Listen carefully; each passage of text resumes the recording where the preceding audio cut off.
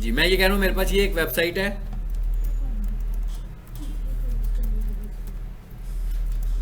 जिसमें बेशक कुछ भी नहीं पड़ा हुआ, लेकिन डोमेन नेम भी है और होस्टिंग भी है, ऐसे ही है ना? क्योंकि अगर डोमेन नेम ना होता तो चलती ना, और होस्टिंग ना होती तो ये खुलती ना, रन ना होती। तो इसका मतलब ये है कि ये डोमेन भी इसका परचेज हुआ हुआ है, होस्टिंग भी इसमें मौजूद है, तो वेबसाइट एक्टिवेटेड है। तो हम चाहते ये हैं कि हम इस वेबसाइट को अप्रूव कराना चाह रहे हैं, यानी इसी वेबसाइट को मैंने अप्रूव कराना है, इसी का मैंने साइट मैप बनाना है, और इसी की मैंने रोबोट्स फाइल बनानी है। और ये कहलाती है टेक्निकल एसईओ, जो मैंने आपसे कहा था कि इसे हम क्या बोलते हैं, टेक्निकल एसईओ। यानी कोई भी वेबसाइट होगी उसका ये काम आपने करना है। जब हम सर्च कंसोल किसी वेबसाइट का बनाते हैं तो बेसिकली हम वहाँ जाकर क्या कर रहे होते हैं, वेबसाइट के एनालिसिस कर रहे होते हैं।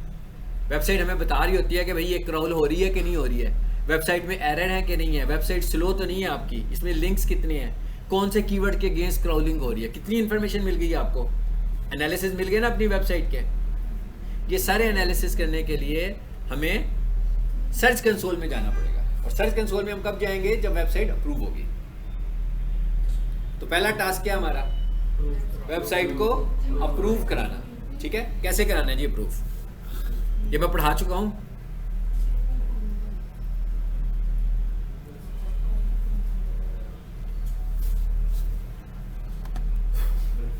क्या खोलें सबसे पहले, बिल्कुल ठीक है, गूगल सर्च कंसोल में गए,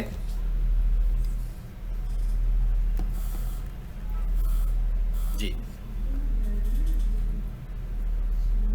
यहाँ से नहीं जाते, किसी और अकाउंट से जाते हैं, इसमें ऑलरेडी इतने सारे हैं, आप वैसे ही कंफ्यूज हो जाएंगे देख के, इस पे चले जाते हैं, गूगल सर्च कंसोल।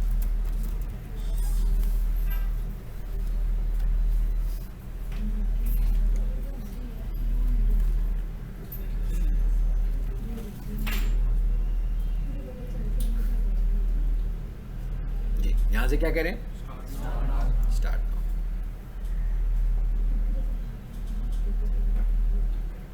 क्लिक हुआ है,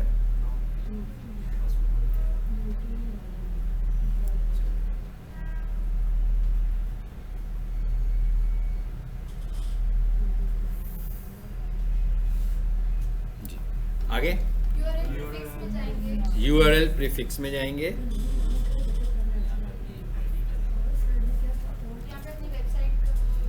ठीक है, यहाँ से अपनी वेबसाइट का लिंक डालेंगे। ज़्यादा बेहतर तरीका होता है कि यूआरएल कॉपी करें, ठीक है, कॉपी करके यहाँ ले आए,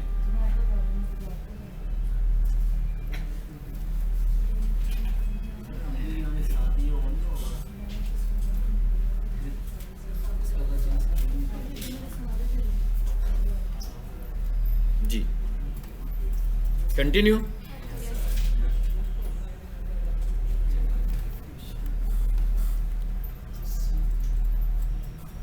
जी अब क्या होना है, अब यहाँ पर देखें दो ऑप्शंस आ रहे हैं, एक ऑप्शन ये आ रही है HTML टैग, और एक ऑप्शन ये आ रही है डाउनलोड।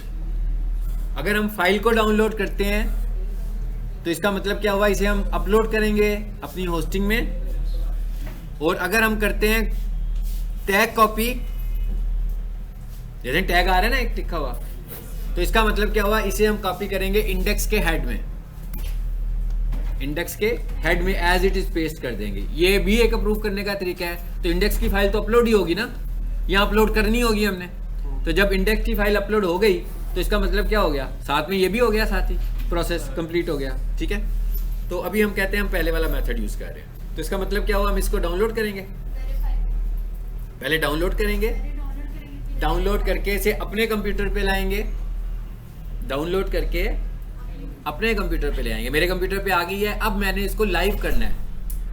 अभी ये दिया किसने है मुझे, कोड गूगल ने दिया।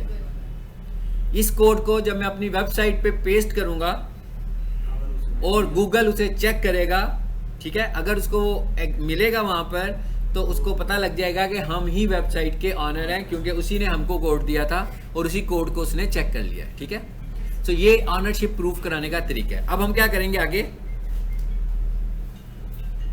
यहां पर आ जाते हैं जी, मैं इस अकाउंट में चला जाता हूं,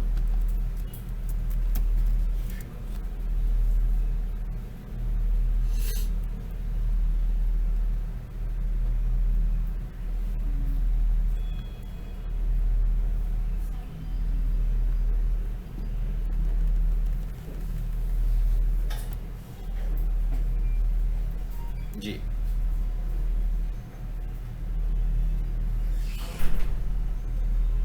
आगे, तो यहाँ से मैं अपनी होस्टिंग में जाता हूँ।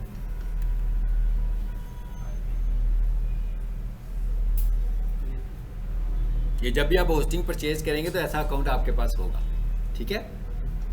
ये कंपनी ने, जब आप पैसे खर्चोगे बेटा, जब आप वेबसाइट बनाओगे, ठीक है, कंपनी वालों से रब्ता करोगे कि हमें होस्टिंग चाहिए, ठीक है, वो आपसे कहेंगे कितनी पेमेंट करें, आप पेमेंट करोगे, आपको ईमेल के ऊपर यूज़र नेम और पासवर्ड आ जाएगा, आपकी होस्टिंग बन जाएगी।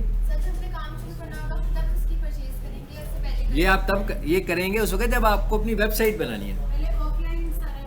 हाँ जी, नहीं ज़रूरी तो नहीं है ना आप इसको मतलब लाइव करो। मैंने तो आपसे कहा था आपकी कुछ बन जाएगी, 1-2 वेबसाइट्स मैं अपलोड कर दूंगा आपकी, ठीक है, फ्री में कर दूंगा, अपने जो मेरे पास सर्वर्स हैं उनके ऊपर मैं अपलोड कर दूंगा। हाँ जी, इधर है। अब ये क्या लिखा हुआ है, लॉग इन टू cPanel।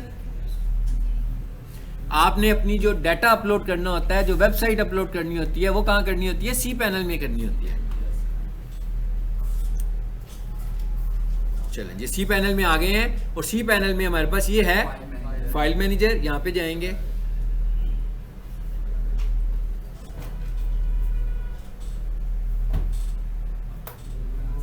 यहाँ पर है पब्लिक HTML और यहाँ पर हम देखेंगे कि मेरी वो वेबसाइट पड़ी हुई है najibsolutions.com, पड़ी है ना ये। मैं इसे खोलूंगा यहाँ पे और यहाँ पर देखो, यहाँ पर ऑलरेडी रोबोट्स की फाइल भी पड़ी है, यहाँ पर साइट मैप भी पड़ा हुआ है, 3 चीज़ें जो मैंने अभी आपसे कही थी, और यहाँ पर चौथे नंबर वो फाइल भी पड़ी है जो गूगल की है ना। तो मैं क्या करता हूँ, इन सबको डिलीट कर देता हूँ। इसका मतलब क्या हुआ, ये पहले से मैंने वेरीफाई करवाई हुई है, इसकी रोबोट्स भी पहले से बनाई हुई है, इसको भी डिलीट कर देता हूँ, और इसका साइट मैप भी पहले से बना हुआ है, इसको भी डिलीट कर देता हूँ। यानी कि अब ये बिल्कुल, इसका मतलब इस पर टेक्निकल एसईओ अभी तक अप्लाई नहीं है। अब सबसे पहले मुझे क्या करना है, इसे गूगल सर्च कंसोल में इस वेबसाइट को लेकर आना है, ठीक है। तो अब मैं सबसे पहले क्या करूंगा, अभी जो मैंने कोड डाउनलोड किया है उसको यहाँ पर लाकर अपलोड करेंगे, ठीक है। फाइल को तो अपलोड करते हैं, अगर वो कोड होता, एज इट इज कोड होता, तो मैं उसे इंडेक्स में जाकर पेस्ट करता। अगर वो एज इट इज कोड होता फॉर एग्जांपल, तो मैं इधर आता इंडेक्स में और इसको मैं करता एडिट, फिर एडिट करें,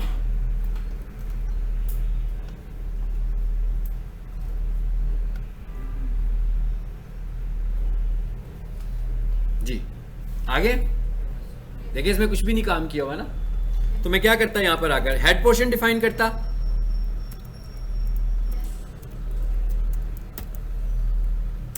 और यहां पर आकर क्या चीज करनी थी हमने, इधर से उठाया था हमने ये। अब वो पेस्ट क्या करना है, वो ये वाला कोड पेस्ट करना है, इसे कॉपी करके पेस्ट करना है। मैंने इसे किया कॉपी और यहां लाकर मैंने कर दिया कंट्रोल V, पेस्ट हो गया।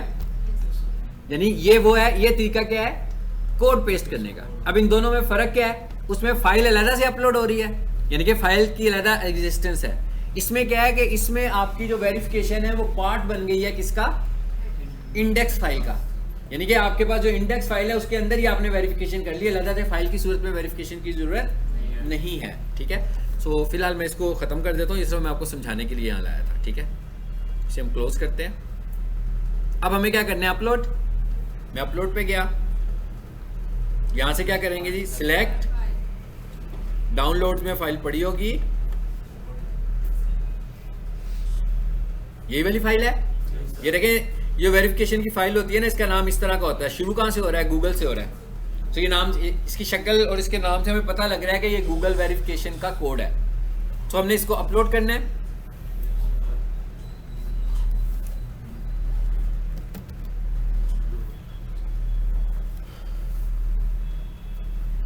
अभी ये ग्रीन कलर में होगी तो इसका मतलब होगा कि अपलोड कंप्लीट हो गई है।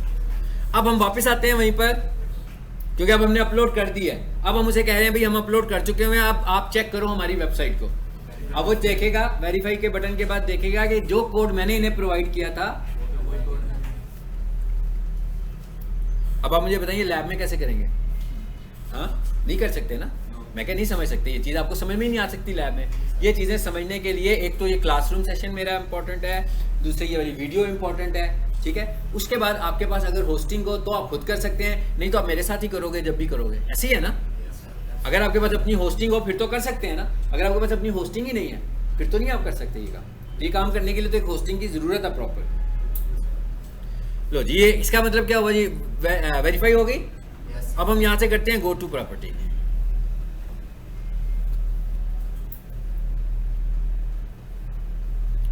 यहाँ से स्टार्ट हो गया काम, बस इतनी सी बात थी। ये हमने क्या किया, यानी कि अगर आपसे ये कहा जाए, सिर्फ मैंने कहा आपसे एक ही सवाल किया जाए कि भाई हमारे पास कुछ टास्क हैं, हमारे पास कुछ 10-15 वेबसाइट्स हैं, उन्हें गूगल से अप्रूव करवाने हैं आपने, ठीक है। तो इसका मतलब क्या हुआ कि हम सर्च कंसोल में जाकर उसे अप्रूव करवा रहे हैं ताकि वो सर्च कंसोल में आ जाएं, ताकि हम उनके एनालिसिस कर सकें फ्यूचर में, ठीक है। अब ये वेबसाइट तो आ गई है, लेकिन इसका एनालिसिस कैसे होगा, ये तो अभी आई है, अभी तो नहीं होगा ना। हम एसईओ की जब बात करते हैं, हम कहते हैं भाई 1 महीना, 2 महीने, 3 महीने, 6 महीने, 8 महीने, फिर हमें एनालिसिस नजर आ रहे होते हैं, फिर हमारी वेबसाइट रैंक करनी है। तो इसका मतलब क्या हुआ कि ये भी हमें 1 महीना तो लगेगा ना कम से कम, रिजल्ट दिखाएगी कि क्या हो रहा है आपकी वेबसाइट के साथ, क्या बग्स हैं आपकी वेबसाइट में, कौन से कीवर्ड्स हैं जिनके अगेंस्ट आपकी वेबसाइट सर्च होने लगी हुई है। अब आप यहाँ देखें, अगर ऊपर ये देखें, ये साइट को देखें, वेबसाइट आ गई। ये क्या है, क्या इस्तेमाल कर रहे हैं हम, प्लेटफॉर्म कौन सा यूज कर रहे हैं, सर्च कंसोल यूज कर रहे हैं, ठीक है। अब ये सर्च कंसोल मैंने बनाया है, मिसाल के तौर पे मैं कहता हूं कि यही वाला सर्च कंसोल का एक्सेस सारे स्टूडेंट्स के पास हो, कि भाई ये आपके पास आ गया है, ठीक है। अब इसका एक्सेस मैं कहता हूं सब स्टूडेंट्स को दे दूं, ताकि वो अपने घर बैठकर महीने के बाद, 10 दिनों के बाद एनालिसिस देख सकते हो कि क्या हो रहा है इसको, ठीक है। तो फिर हम क्या करेंगे, इसकी परमिशंस दे देंगे मुख्तलिफ जीमेल्स पर। मतलब मैं क्या करूंगा, आप सबके जीमेल ऐड करूंगा, आप सबके जीमेल अकाउंट्स ऐड करूंगा, और उन जीमेल अकाउंट्स पे परमिशन दे दूंगा कि भाई आप भी इसको सर्च कंसोल को देख सकते हैं। तो आप अपना जीमेल खोलोगे और सर्च कंसोल पे जाओगे तो आप इसके सर्च कंसोल पे आ जाओगे। समझ आ गई ये बात? कैसे करेंगे ये काम, ये देखें, सेटिंग्स है,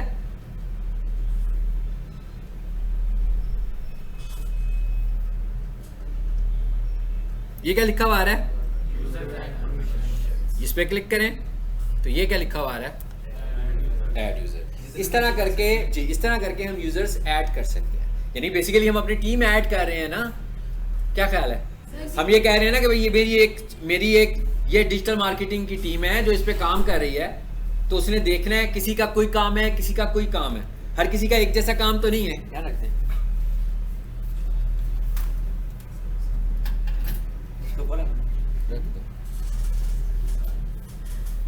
जी, हर किसी का एक जैसा काम तो नहीं है। एक बंदे को मैंने कहा कि भाई इसने सर्च कंसोल के एनालिसिस करने हैं, उसको मैंने सिर्फ सर्च कंसोल के एनालिसिस पे लगाया हुआ है, तो वो ये कर रहा है। अब मैं इधर आऊँ जरा, तो इधर हम देखेंगे हमारे पास बहुत सारी वेबसाइट्स हैं।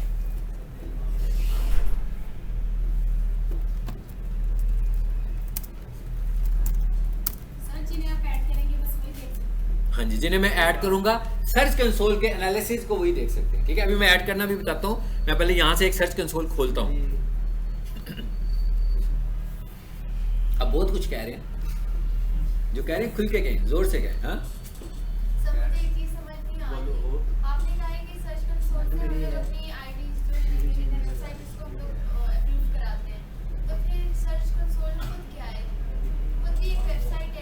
सर्च कंसोल एक एप्लीकेशन है जिसके अंदर गूगल का एप्लीकेशन है जो मॉनिटर करता है आपकी वेबसाइट को। लेकिन वेबसाइट को कब, ऐसे नहीं है कि कोई भी उठे और किसी की वेबसाइट को लिखे और इसे मॉनिटर करना शुरू कर देगा।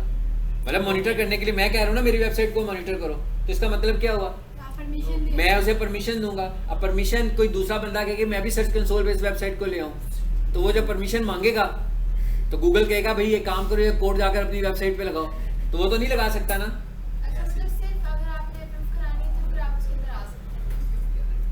जी, ये एक एप्लीकेशन है जो आपकी वेबसाइट के मॉनिटरिंग और एनालिसिस कर रहा है। सो ये कैसे हो सकता है, ये अगर आपके पास उसकी राइट्स होंगे तो, ठीक है। वो ये ऑनरशिप प्रूव करवाता है ना, पहले तो सबसे पहले उसने ऑनरशिप प्रूव कराई है कि क्या आप वाकई इस वेबसाइट के ऑनर हैं कि नहीं है। कैसे प्रूव कराई है कि भाई ये मेरा कोड है, इसको अपनी वेबसाइट पे लगाओ। उसके बाद में जैसे आपके मोबाइल की ऑनरशिप प्रूव होती है ना, कई दफा होती है, आपके कोड आता है, आप बैंक अकाउंट को लॉगिन करते हो, वो आपको एक कोड भेजता है, उसके बाद एप्लीकेशन में जाकर वो पेस्ट करते हो, तो उस बैंक अकाउंट की ऑनरशिप प्रूव हो जाती है, आपको बैंक अकाउंट का एक्सेस मिल जाता है। सेम इसी तरह अब हमें वेबसाइट का एक्सेस मिल गया। अब आप यहाँ पर देखें आकर, ये मैंने कितनी सारी वेबसाइट्स हैं जिनके सर्च कंसोल बने हुए हैं, ये एक नहीं है ना, मल्टीपल वेबसाइट्स है ना। हर वेबसाइट का एक ही होता है। आप बताएं कितने होने चाहिए? एक ही हो सकता है ना, मैंने कंसोल तो एक ही होगा, यूज करने वाले लोग ज्यादा हो सकते हैं, बंदे ज्यादा हो सकते हैं, कंसोल तो एक ही होगा। मतलब मैं एक बनाऊं उसके बाद मैं कहता हूँ एक और बनाऊं, तो इसका मतलब क्या होगा, प्रीवियस ओवरराइट हो जाएगा। मतलब हम एक सर्च कंसोल में अपनी 3 वेबसाइट्स के ग्रुप चला सकते हैं। 3 नहीं, जितनी मर्जी करवाएं, ठीक है। आप देख रहे हैं इसमें कितनी लिस्ट आ रही है वेबसाइट्स की, आ रही है ना। सर वो कह रही कि बेसिकली एक जीमेल हो, जीमेल में मीन्स जी जी, यही हम भी यही कह रहे हैं हम भी यही कह रहे हैं कि ये एक ही जीमेल है। जैसे यूट्यूब पे हम कितनी सारी ईमेल डाल सकते हैं एक टाइम पे, वही चीज़ है ये भी। हाँ जी, ये हम रोज़ाना ऐसे की प्रैक्टिस करते रहते हैं मुख्तलिफ वेबसाइट में। गूगल पे हम 3 से 4 जीमेल। अब आप ये देखिए ये क्या आपको क्या बताएगा, ये आपको ये देखिए जरा, ये परफॉर्मेंस का टैब बना हुआ है इसमें। अब ये देखें ना, पूरा एक प्रोग्राम आ गया ना आपके सामने इसका, यहाँ पर परफॉर्मेंस का टैब बना हुआ है,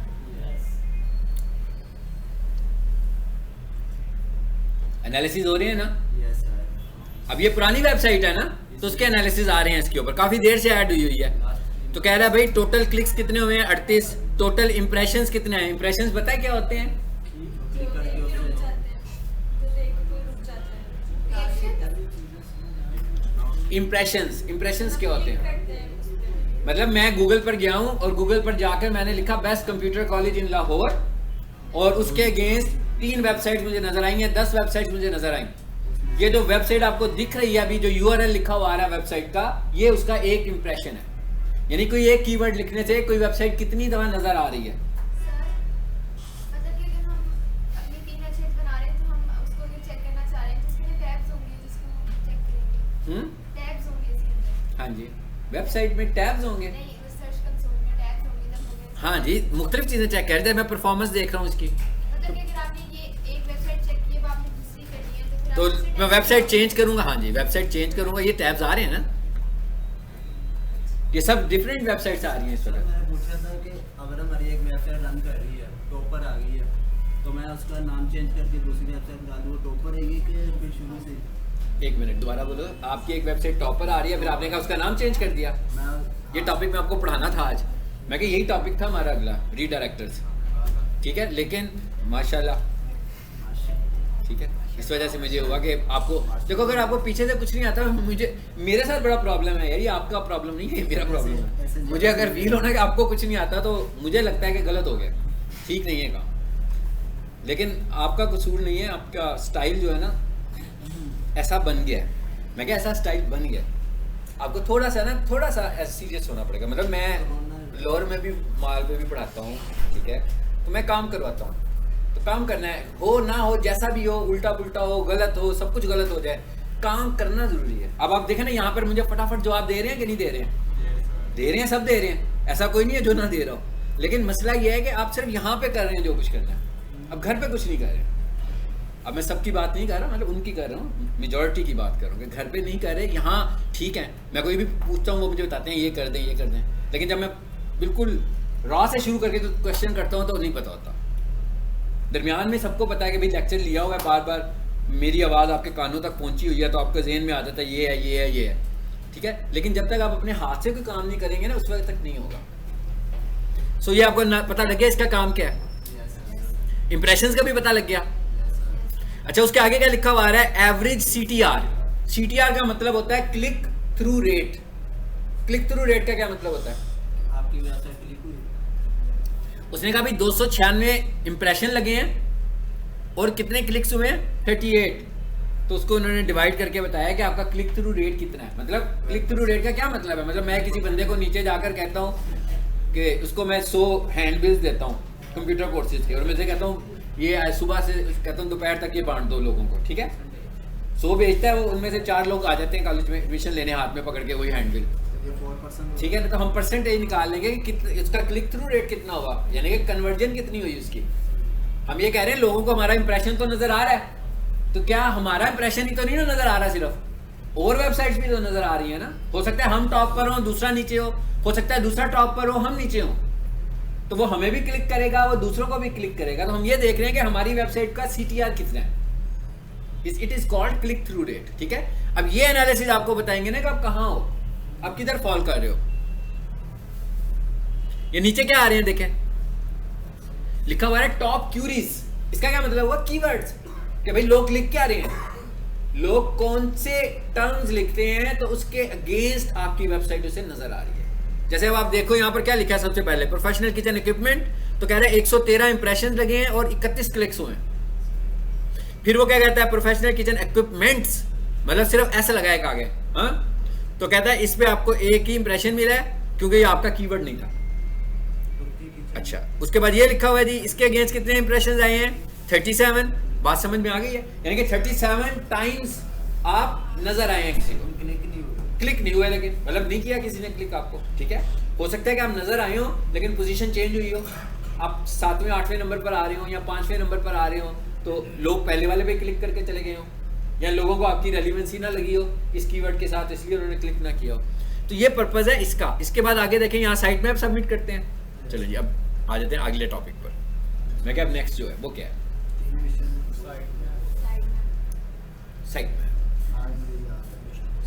अब हमने क्या करना है, हमने साइट अप्रूव करा ली है, अब अगला टास्क क्या है, हमने साइट मैप बनाना है, अपनी वेबसाइट का साइट मैप बनाना है। ये काम भी आपने फ्रीक्वेंटली करना है। अगर आप एसईओ ऑप्टिमाइजर हैं तो ये काम आपने फ्रीक्वेंटली करना है, क्योंकि जितनी भी वेबसाइट्स होंगी सबको अप्रूव कराना है, सबके साइट मैप बनाने हैं। चलें आगे बताएं आप क्या करें। गूगल पे आएंगे। अच्छा, जिसको आता है ना वो ना बताए, जिसे नहीं आता वो बताए। कितना अच्छा क्वेश्चन है ये, हाँ? मैं बुलवाता हूँ, मैंने कहा मैं बुलवा लेता हूँ। हाँ जी माइदा, आप बताएं। यही सवाल, साइट मैप, मैंने कहा साइट मैप बनाना है। हाँ जी, साइट मैप बनाए। आपको मैं देख रहा हूँ, मैंने कहा आपको मैं देख रहा हूँ, ठीक है।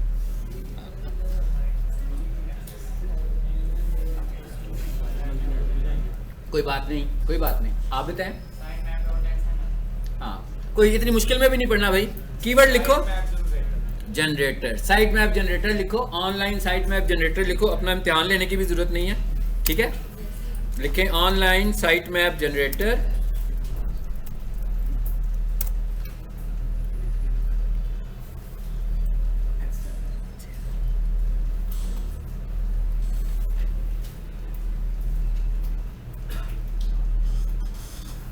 जी, अगर आप लोगों ने घर जाके प्रैक्टिस शुरू कर दी ना तो मैं समझूंगा मेरा काम तो हो गया। बस मेरा काम इतना सही है। जिस दिन आपने प्रैक्टिस शुरू कर दी ना, इसका मतलब ये होगा कि आप जो मेरे साथ टाइम गुजारेंगे आप कुछ सीख जाएंगे। तो अगर आप प्रैक्टिस नहीं करेंगे तो आप सीखेंगे नहीं। नहीं, और भी है, अभी और भी डराना है आप लोगों को। हाँ, ये तो अभी ये वाली चीज की है मैंने, लेकिन ये वाली चीजें जो है टेक्निकल एसईओ का जो ये वाला पार्ट है ना, ये एसईओ के बंदे से रेलिवेंट है। अब बहुत सारे टास्क ऐसे हैं जो आपने रिकमेंड करने हैं डेवलपर को कि भाई ये इश्यूज हैं, इन इश्यूज को रिजॉल्व करो, ठीक है। वो आपने डेवलपर को बताने हैं सिर्फ। जी, आगे जी साइट मैप जनरेटर पे, और यहां पर आकर आपने अपनी वेबसाइट का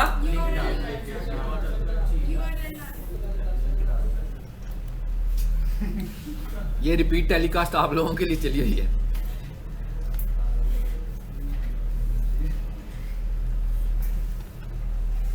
जी, najibsolutions.com वेबसाइट का नाम लिखा, स्टार्ट का बटन दबाया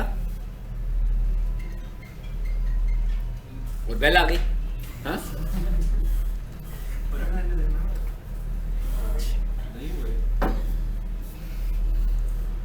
कोई मसला नहीं, ये नेट की वजह से लो होगा।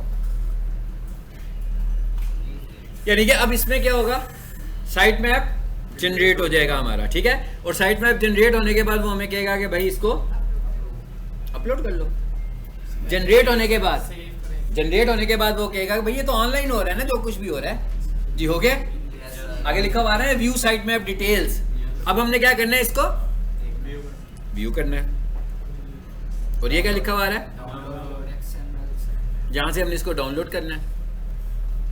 अच्छा, ये साइट में आपकी पहले भी एक फाइल बनी है, वो उसकी एक कॉपी आ रही है, तो उसके ब्रैकेट में 1 लिखा हुआ आ गया, ऐसे ही है ना। तो मैं क्या करूंगा कि भाई उसकी ओरिजिनल वाली को डिलीट कर देता हूं, जो पहले आ रही है वहां पे। ये है अभी वाली और पहले वाली ये है, इसे रिमूव कर देते हैं। एक नाम की तो एक ही चीज हो सकती है ना एक जगह पे। चलो साइट मैप, अब क्या करें?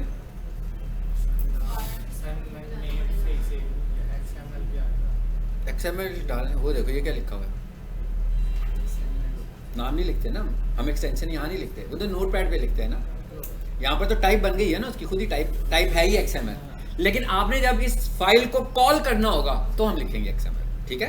अभी तो हमने डाउनलोड किया तो वो तो प्लेटफॉर्म ने खुद ही रिकग्नाइज कर लिया कि इसकी एक्सटेंशन क्या है। अब क्या करें जी, अगले स्टेप में क्या करें? सर्च कंसोल में जाना पड़ेगा। अच्छा नहीं, सर्च कंसोल में नहीं जाना अभी। सर्च कंसोल में जाके तो हम कहते हैं कि भाई ये मेरी वेबसाइट का साइट मैप है, इसको चेक करो। सी पैनल में जाना पड़ेगा। सो हम आ जाते हैं वापस सी पैनल में।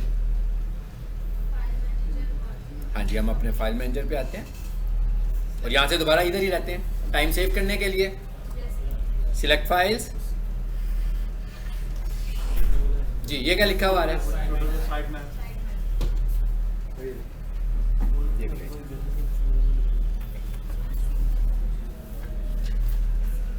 अब तो आप लोगों को मैंने जोर जबरदस्ती ये टेक्निकल एसईओ करा ही दिया है ना, अब तो नहीं भूलेगी मुझे लग रहा है। अच्छा ये हो गई, दो चीजें हो गई, अपलोड हो गई।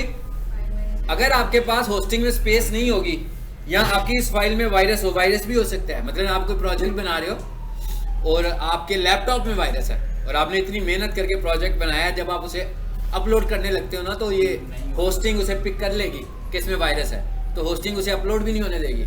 तो ये भी आपने देखना है कि अगर आपका इन्फेक्टेड सिस्टम हो तो उस पर अगर आप काम करेंगे, मिसाल के तौर पर आप में से कोई ये स्टूडेंट जो काम करने लगे हो, ये काम कर लेता है, ठीक है, ये सारे काम आप कर लेते हो और आप कहते हो सर मेरी वेबसाइट अपलोड कर दें। मैं जब उसकी वेबसाइट अपलोड करने लगता हूँ तो यहाँ पर वो मुझे मैसेज दे देता है जी इसमें तो वायरस है, तो कुछ भी नहीं हो सकता, फिर बिल्कुल ज़ाया हो जाएगा। तो सर वो बताता नहीं टारगेट, बताएगा ना कि इसमें वायरस है। वायरस ये कहाँ तो नहीं ना होता, ठीक है, ये एंटीवायरस तो नहीं है ना, वायरस कहाँ नहीं होता, वायरस तो पूरे प्रोजेक्ट में फैला हुआ है कहीं पर भी, ठीक है। तो वायरस को नहीं आप डिलीट किए, फाइल तो नहीं है ना जिसको हम निकालेंगे, वो तो फाइलों के साथ अटैच हुआ है आपकी। तो आपने अपना सिस्टम जो है वो क्लीन रखना है इन कामों के लिए, ठीक है। वायरस किसी भी यूएसबी लगाने से आ गया, किसी भी वजह से आ गया। वायरस की जो भी वजूहात होती हैं आने की, वायरस के आने की वही वजह है, ठीक है। लेकिन आपके सिस्टम में एग्जिस्ट कर रहा था, आपको नहीं पता लगा, आप डिस्टर्ब नहीं हो। इसका तरीका यही होता है कि आप ना लगाएं यूएसबी, बस यूएसबी नहीं लगेगी, वायरस भी नहीं आएगा। इंटरनेट की ऐसी वेबसाइट पर ना जाएं जो सस्पिशियस हों, जिन पे डाउट हो कि यार ये वैलिड वेबसाइट्स नहीं है, उधर से भी वायरस आ सकता है, किसी नेट साइट से भी वायरस आ सकता है, ठीक है। यूएसबी से भी वायरस आ सकता है। और अगर आपने डाटा किसी से लेना हो तो हमेशा ड्राइव से लें, गूगल ड्राइव से डाटा शेयर करें, व्हाट्सएप से भी डाटा शेयर ना करें। अगर इन्फेक्टेड डाटा व्हाट्सएप में होगा, आपको लगता है कि व्हाट्सएप स्कैन करता है? नहीं करता WhatsApp scan, WhatsApp virus scan नहीं करता, ठीक है। सो अगर डाटा आपके पास व्हाट्सएप से आ रहा है तो उसकी भी कोई गारंटी नहीं है। गूगल ड्राइव से डाटा शेयर करें, इसलिए कि गूगल से आप जब भी डाउनलोड करते हो किसी चीज को, अगर वायरस भी होगा तो आपको पता लग जाएगा उसमें, ठीक है। चलें अब आ जाते हैं, अगला मरहला था अपलोड हो गई है। अच्छा अब मैंने इसको लाइव अगर सिर्फ चेक करना होगा कि कहाँ अपलोड हुई है, मैं इस फाइल को देखूं, कैसे चेक करेंगे? गुड, पहले वेबसाइट का नाम लिखेंगे, ये वेबसाइट का नाम लिखा गया, उसके बाद क्या लिखेंगे?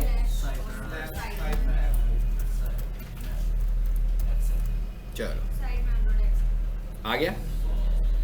अब हमने क्या करना है, अब हमने इस साइट मैप को, बेसिकली ये तो अपलोड हो गया, अब हम ये कह रहे हैं कि हमने ये काम किसके लिए किया? क्राउलर के लिए किया है ना, सारी आसानियां उसके लिए पैदा कर रहे हैं। तो हमने जो अपना सर्च कंसोल बनाया हुआ है, सर्च कंसोल भी हमें क्या बता रहा है? सर्च कंसोल भी हमें क्राउल स्टैट्स बताता है कि भैया आपकी वेबसाइट पे क्राउलर कैसे आ रहा है। तो जब वो बता रहा है तो अगर मैं वहां पर जाकर बता दूं कि ये मेरी वेबसाइट का साइट मैप है तो क्राउलर के लिए आसानी हो जाएगी, उधर भी सबमिट करा देते हैं हम, ठीक है। सो हमने पहले उसको अपलोड करना है बनाने के बाद, उसके बाद उसे सबमिट करना है कहाँ पे?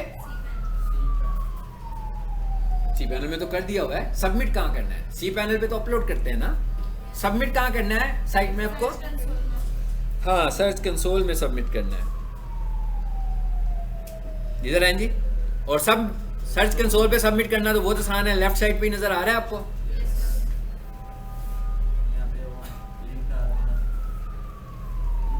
यहाँ पर आने आपने और सिर्फ sitemap.xml लिखना है बस, ठीक है। देखे खुद लिखा हुआ ना उसने सब कुछ। अच्छा 2 दफा लिखा गया है, मिटा देते हैं मेरा नहीं जी। यहाँ पर क्या आ गया जी, अब सबमिट का बटन आ गया।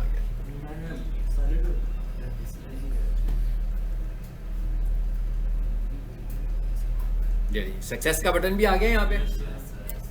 सम टाइम फौरी तौर पर नहीं भी होता तो आपने परेशान नहीं होना, ठीक है। मे बी 1 घंटे में हो जाए या मे बी नेक्स्ट डे में हो जाए। अगर नेक्स्ट डे में भी नहीं होता फिर हमें चेक करना पड़ेगा जी। उसके बाद ये रखिए ओवरव्यू पे आया हूं मैं, यहाँ पे क्लिक किया और यहाँ पर आकर मैंने अपनी वेबसाइट का URL देना है। कुछ और आ गया, हाँ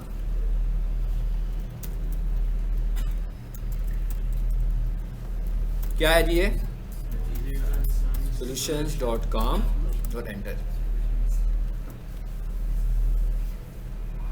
यही था।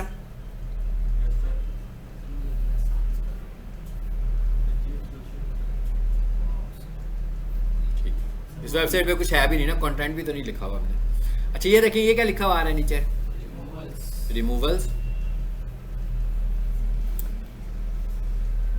इसका क्या मतलब है, need to urgently remove content from Google search. किसी एक खास URL को आप चाहते हो कि वो रिमूव हो जाए। रिमूव का मतलब डिलीट करना नहीं है, रिमूव का मतलब क्या है कि वो उसे क्राउल ना करे, ठीक है। रिमूव करना होगा तो मैं सी पैनल से रिमूव करूंगा ना जाकर, या वर्डप्रेस की वेबसाइट होगी तो वहां से जाके पेज डिलीट कर दूंगा तो रिमूव हो जाएगा। लेकिन रिमूव तो वो हो गया। मिसाल के तौर पर जैसे आपने गूगल पे OLX पे एक तस्वीर लगाई, कोई ऑफर लगाई, ठीक है, ऑफर लगाई, आपकी चीज भी सेल हो गई लेकिन आपकी ऑफर अभी भी चल रही है। फिर आपने क्या किया, 2 महीनों के बाद जाके अपनी ऑफर डिलीट कर दी। अब गूगल ने क्या किया हुआ है, उस पेज को क्रॉल किया हुआ है, तो जब कोई बंदा सर्च करता है उसे क्रॉल में नजर आ रही है ना, वो बेशक डिलीट भी हो गई है, अंटिल को 3-4 दफा कोई बंदा उस पर क्लिक नहीं करेगा उस वक्त तक वो वहां से रिमूव नहीं होगी। तो उसने क्रॉल करके तो रख ली हुई अपने पास, तो हम उसे कह रहे हैं कि भाई इसको क्रॉल ना करो। तो ये काम भी हम यहाँ पे आके बताते हैं। नीचे आकर देखें जरा, पेज एक्सपीरियंस, ये बताएंगे हम उसको। पेज एक्सपीरियंस यहाँ से बताएंगे डेवलपर को, किसी भी वेबसाइट को खोल के यहाँ से बताएंगे अगर कुछ इश्यूज होंगे कि आपकी वेबसाइट। नेक्स्ट लेक्चर में मैं इश्यूज डिस्कस करूंगा आपसे। आगे क्या आ रहा है जी, core web vitals. Core web vital का मतलब यह है कि आपकी वेबसाइट का मोबाइल एक्सपीरियंस कैसा है, हाँ। और एक और ये बात याद रखेंगे, क्राउलिंग जो है वो टोटली बेस कर रही होती है आपके मोबाइल एक्सपीरियंस पर। अगर आपकी वेबसाइट का मोबाइल एक्सपीरियंस अच्छा है क्राउलर्स के लिए, तो इसका मतलब ये हुआ कि वो डेस्कटॉप पर भी क्राउल हो रही है। तो इसका मतलब क्या कि हमें जो वेबसाइट बनानी है सबसे पहले हमें ये सेट करना है कि भाई इसका एक्सपीरियंस मोबाइल के ऊपर अच्छा होना चाहिए, यूजर्स के लिए भी और क्राउलर्स के लिए भी। मतलब क्राउलर्स भी उसे रीड कर रहे हो और यूजर के लिए एक्सपीरियंस क्या अच्छा है कि भाई मोबाइल पर जाए तो छोटी सी वेबसाइट बन जाए, एप्लीकेशन बन जाए वेबसाइट आपकी, और डेस्कटॉप पर आए तो बड़ी स्क्रीन पे बन जाए। ये है मोबाइल एक्सपीरियंस और ये है डेस्कटॉप एक्सपीरियंस। वेबसाइट खुलती किस तरीके से है, हमारे पास एक URL होता है, बताया था आपको भी, किस लिए बोला, वेबसाइट की स्पीड चेक करने के लिए। देखिए मैं क्या लिख रहा हूं, नहीं पता मुझे भाई, वेबसाइट स्पीड चेक लिख दिया मैंने। GT मैट्रिक्स और भी बहुत सारे आ रहे हैं, नीचे आ रहे हैं ना। GT मैट्रिक्स को यूज करें, यानी मेरे पास जब कोई बंदा अपनी वेबसाइट भेजेगा फर्स्ट डे कि भाई मेरी वेबसाइट की आपने SEO करनी है, तो सबसे पहले मैं उस पर GT मैट्रिक्स पे से रन करके देखूंगा और मैं उसे बताऊंगा कि भाई आपकी वेबसाइट के इश्यूज हैं कुछ के नहीं है। यहां आऊंगा, उस वेबसाइट का नाम लिखूंगा, ये कामरान हैदर अवान लिखा हुआ है, तो इस पे मैंने क्लिक किया, वेबसाइट एनालिसिस आने शुरू हो गए। चलो किसी वजह से एरर आ गया, मे बी ये वेबसाइट डोमेन रही ना हो, ये पॉसिबल है। चेक करें ये वेबसाइट खुलती है कि नहीं।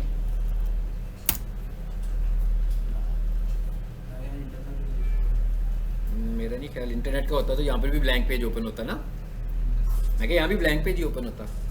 अगर ब्लैंक पेज ओपन हो तो हम मान लें कि इंटरनेट का इशू है, ठीक है। इसका मतलब ये होगा कि हो सकता है कि उनकी डोमेन की जो है एक्सपायरी हुई हो और उन्होंने रिन्यू ना करवाई हो, ठीक है, ये वजह होती है। अच्छा, उस पर तो कुछ भी नहीं है ना, वो लगा देते हैं वैसे।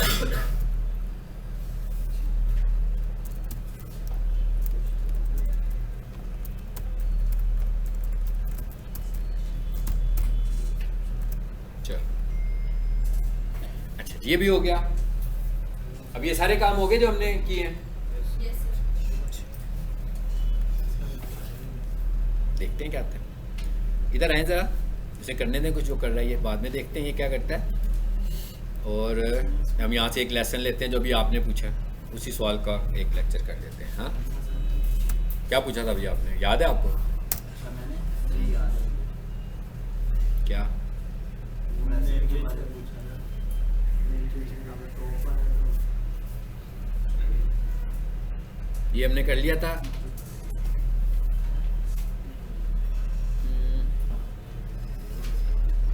Sir, robot file नहीं बनाई? हाँ robot file, good, robot file बनाते हैं। रोबोट फाइल नहीं बनाई हमने।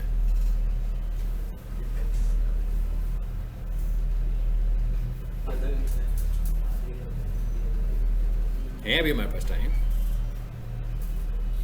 जी। ये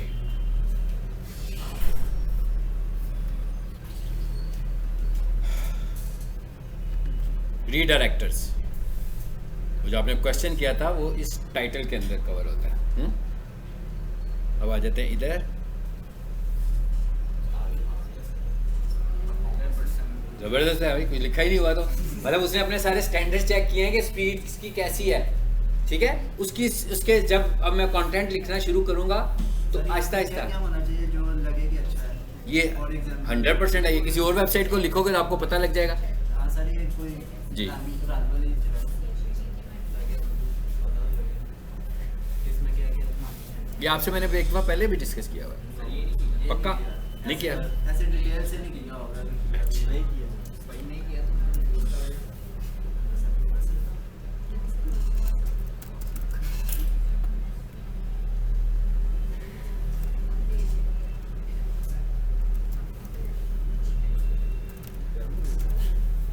नहीं, ये एक वेबसाइट में नोट लिख दिया यहाँ पे। हाँ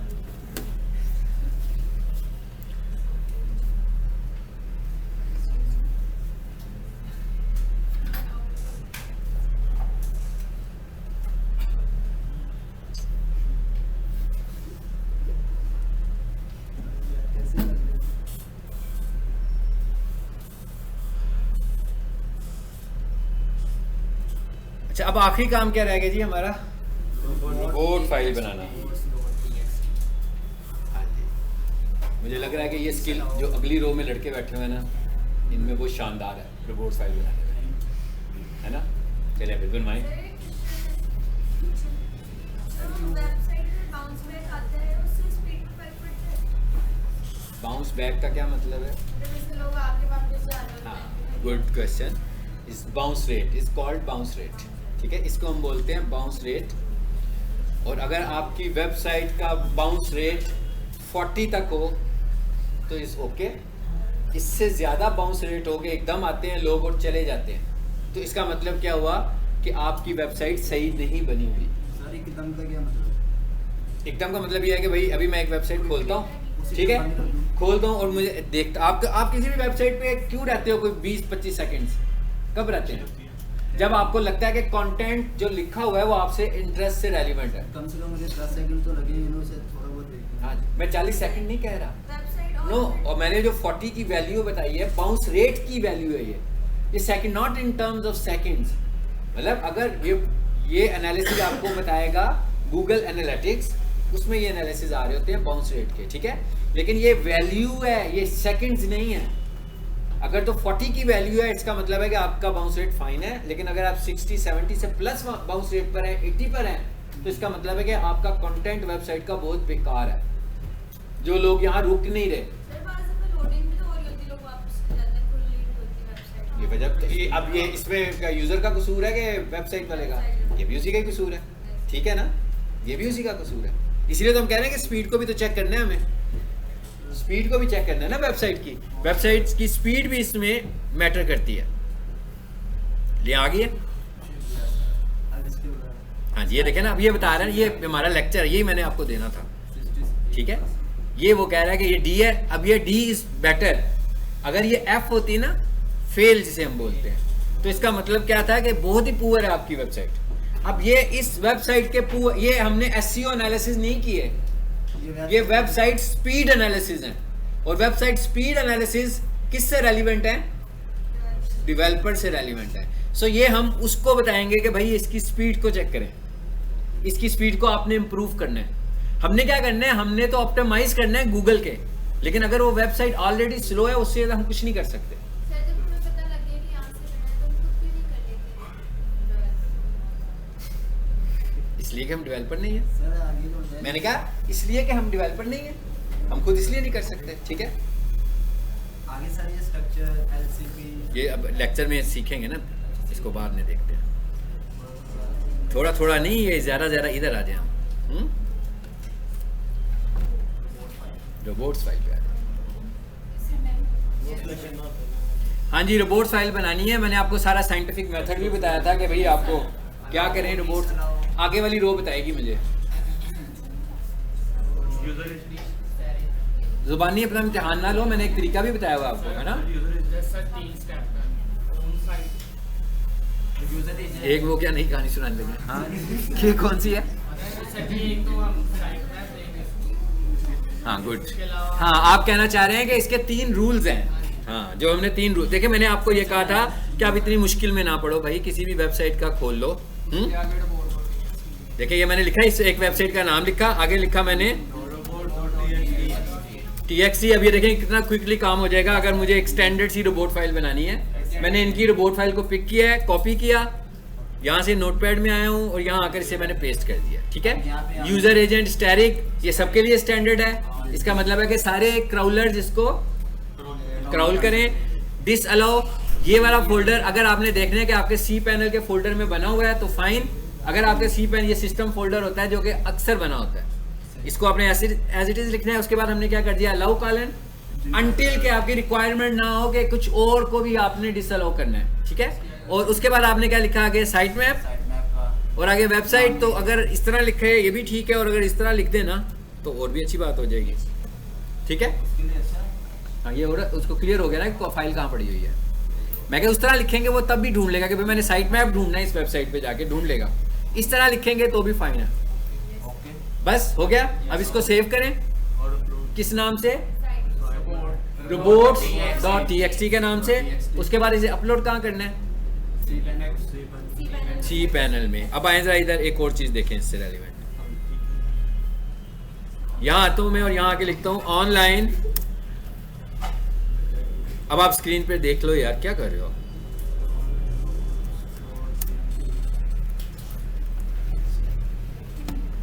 जी क्या लिखा है मैंने,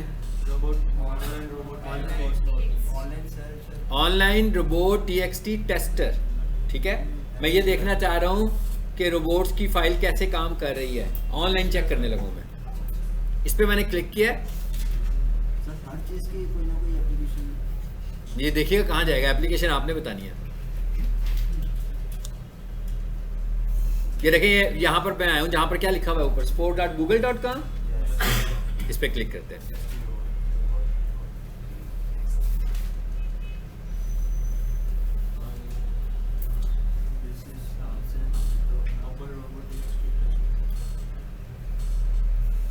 पता लगा कहाँ आ गए हम, सर्च कंसोल में आ गए हम। मगर ये जो सर्च कंसोल है, ये सर्च कंसोल का पूरा, ये आपको ये वाली ऑप्शन एग्जैक्टली सर्च कंसोल में नहीं नजर आएगी कहीं भी। मैं ये ऑप्शन सर्च कंसोल में नजर नहीं आएगी, इसलिए कि ये वाला ऑप्शन जो है ये ओल्ड वर्जन का ऑप्शन है। ठीक है, सो उन्होंने यहाँ पर ये दिया हुआ है आपको। यहाँ से हम करेंगे रोबोट टेक्सटर और यहाँ पर आ जाएगी हमारे पास ये जी। ये क्या लिखा हुआ आ रहा है, कह रहा है किसकी रोबोट फाइल चेक करनी है। यहाँ बहुत सारी वेबसाइट्स है ना, अगर एक वेबसाइट होती तो सिर्फ एक ही का नाम आ रहा था, क्योंकि इस अकाउंट में मेरे में एक से ज्यादा वेबसाइट्स हैं। तो मैं यहाँ पर आता हूँ, वो कौन कौन सी है जी, बेस्ट डिजिटल मार्केटिंग प्रोफेशनल वाली को देख लेते हैं। ठीक है, अच्छा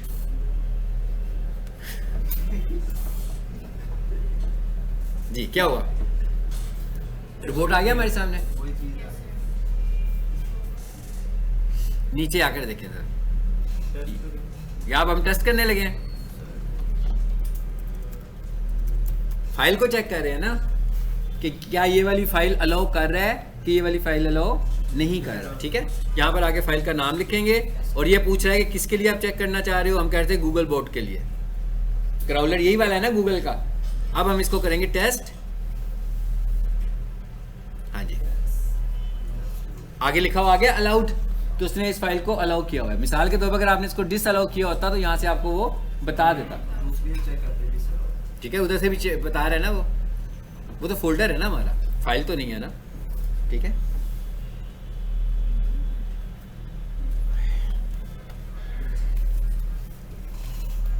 ये अटेंडेंस में लगाता हूँ।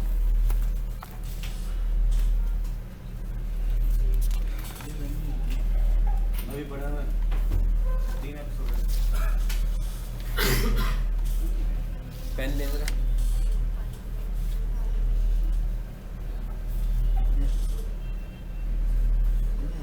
मैं कैंसिल कर दूँ।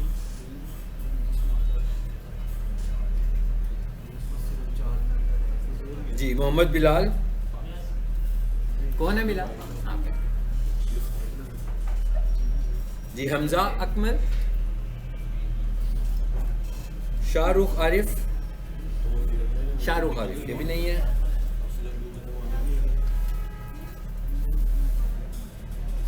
शाहरोज, शाहरोज कौन है? अब्दुल्ला शम्स आप हैं।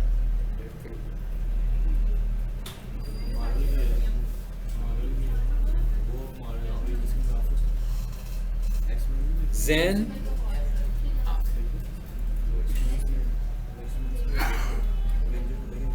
यूसुफ,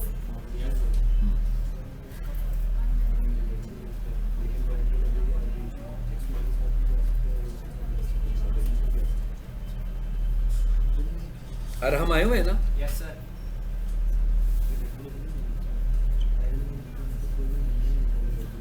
जी, स्टूडेंट हुमैरा,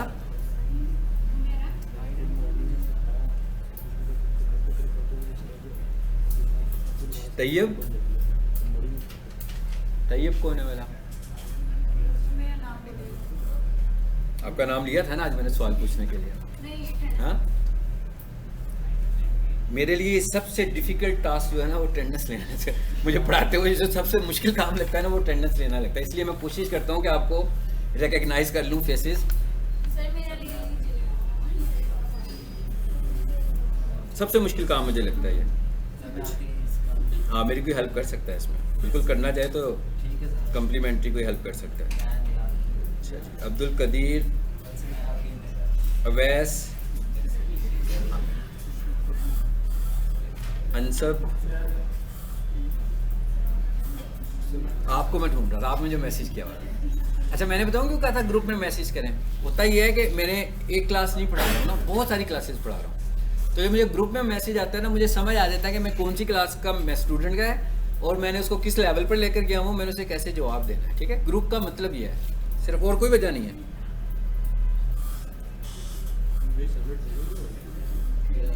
क्योंकि कोर्स से रेलिवेंट कोई बात करते हैं ना, फिर मैं कंफ्यूज हो जाता हूँ मैं किसके कौन सी क्लास है ये वाली।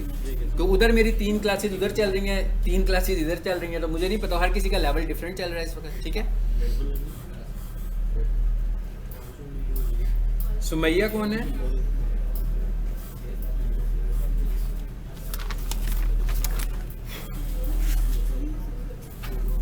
ये लें।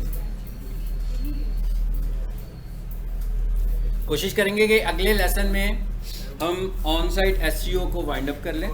ठीक है, अच्छा रिकॉर्डिंग अभी भी चल रही है।